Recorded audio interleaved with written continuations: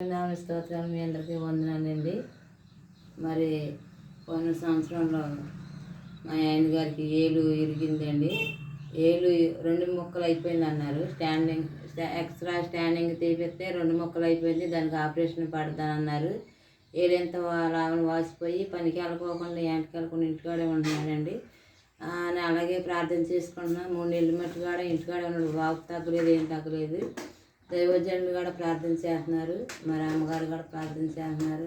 అయ్యగారు అన్నారు, అమ్మ ఒకసారి హాస్పిటల్ తీసుకెళ్ళి ఆపరేషన్ పడితే ఆపరేషన్, లేకపోతే లేదు తీసుకెళ్ళమ్మా, నువ్వు చూపించకుండా ఉంటే అది ఏదన్నా అయిపోద్ది మళ్ళీ అన్నారు. అంటే నేను అన్నాను, అయ్యా దేవుడు ఉన్నాడు, మన ప్రార్థన వ్యర్థం కాదు అని అన్నాను.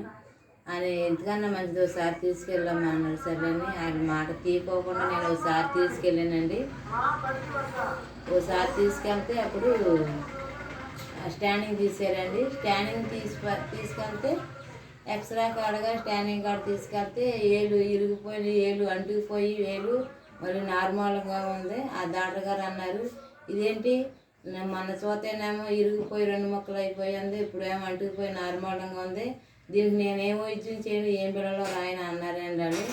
మరి మనం చేసిన ప్రార్థన వ్యర్థం కాకుండా ఉండాలంటే దేవుని విడిచిపెట్టుకోకుండా మనం ఉండాలండి. మనం ఏ దేవుని అయితే నమ్ముకున్నామో నిజమైన దేవుడు ఎవరో తెలుసుకొని మనం విడిచిపెట్టుకోకుండా ఉంటే ఎన్నో కార్యాలు చూద్దాం, ఎన్నో అద్భుతాలు చేస్తారండి.